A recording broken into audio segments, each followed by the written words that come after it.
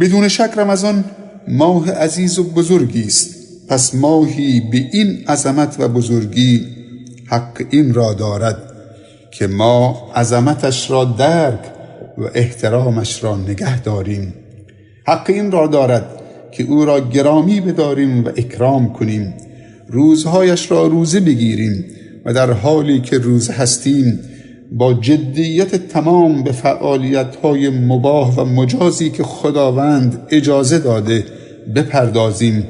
اما غافل از عبادت و بندگی خدا با شرکت در نمازهای جماعت و حلقه‌های قرآنی و علمی و همچنین صله ارحام و رسیدگی و خدمت به خلق خدا نباشیم و تلاش کنیم چشم، گوش، زبان، قلب، فکر و سایر اعضا و جوارح خود را از گناهان و منکرات و معاصی و نافرمانی خدا دور بداریم و شبهایش را هم با شرکت در نمازهای جماعت و نمازهای سنت مثل تراویح، وتر، قیام و تلاوت قرآن، ذکر، دعا و مناجات و تفکر و تدبر در آفاق و انفس خودمان را تقویت و اوقاتمان را پربار بسازیم و تا می توانیم توشه بگیریم و بهترین توشه تقواست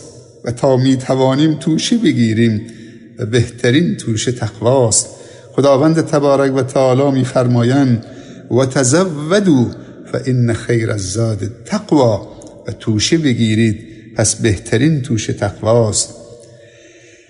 رمضان حق این را دارد که اخلاق و رفتار و سلوک من را تغییر دهیم. رمضان ماه پربرکتی است، پس شایسته و زیبنده انسان مؤمن است که این فرصت را مغتنم شمرده و زندگی خود و خانواده و جامعه را با برکت سازد و نباید با غفلت و گناه و عصیان و نافرمانی خدا اعتبار و آبروی خود و خانواده و جامعه را تباه و نابود بسازد.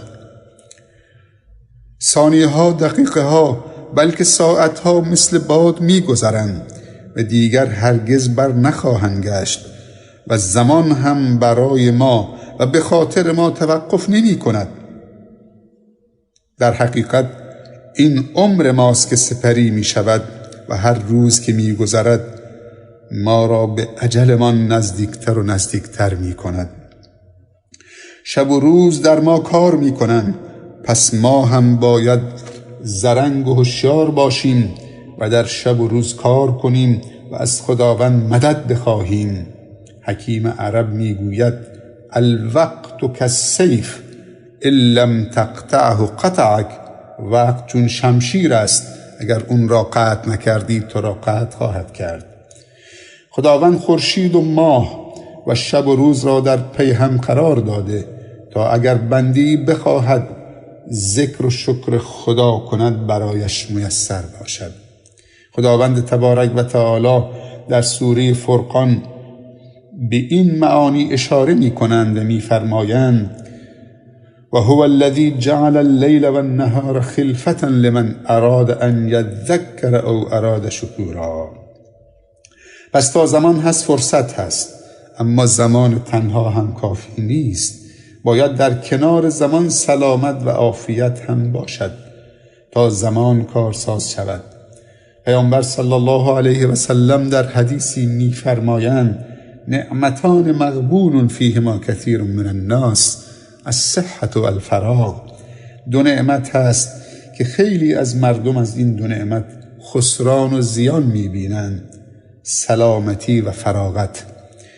در اینجا این سوال مطرح است که از سلامتی و فراغت خود چه استفاده‌ای میبریم؟ این دو نعمت لازم و ملزوم همدیگرند. اگر سلامتی نباشد زمان به چه دردی میخورد؟ و اگر زمان هم نباشد سلامتی چه معنایی دارد؟ پس امروز که هر دو را داریم قدر شناس باشیم قبل از این که هر دو را از دست بدهیم. شاعر عرب میگوید الا لیت الشباب یعود یوما فاخبره بما فعل المشیب. ای کاش یه روزی جوانی برمیگشت تا بهش خبر می دادم که پیری با من چه کرده. پناه به خدا از این که این همه استعداد، نعمت، امکانات، ظرفیت و فرصت را داشته باشیم و شاهد این همه نابسامانی و ناکامی و ناموفقی باشیم. چقدر دردآور است. این چه نوع محرومیتی است؟ این شدیدترین و سختترین و دردآورترین نوع محرومیت است. اگر کسی ندار باشد این محرومیت طبیعی است، هرچند که دشوار است. اما اگر کسی دارا و توانمند باشد و در اوج دارایی و توانمندی محروم و ندار باشد، این چیست؟ آیا این خاتمه به خیری است؟ به خدا قسم نه، این سوء خاتمه هست. والعیاذ بالله. عمر ما و شما خیلی کوتاه است. عمر ما و شما خیلی کوتاه است. پس بیایید با غفلت و معصیت آن را کوتاه‌تر نکنیم. هر دقیقه‌ای که می‌گذرد در دفتر اعمال ما ثبت می‌شود و به حضور خداوند متعال می‌رسد. در چه ماهی؟ ماه مبارک رمضان. حال باید از خود بپرسیم دوست داریم این اعمالی که از جانب ما به درگاه خدا در ماه رمضان عرضه می شود چی و با چه نیتی باشند؟ انتخاب با خود ما و شماست برادران و خواهران عزیزم. خداوند تبارک و تعالی در سوره ملک می فرمایند: بسم الله الرحمن الرحیم تبارک الذی بیده الملک و هو علی کل شیء قدیر الذي خلق الموت والحیاة لیبلوکم ایکم احسن عملا و هو العزیز الغفور.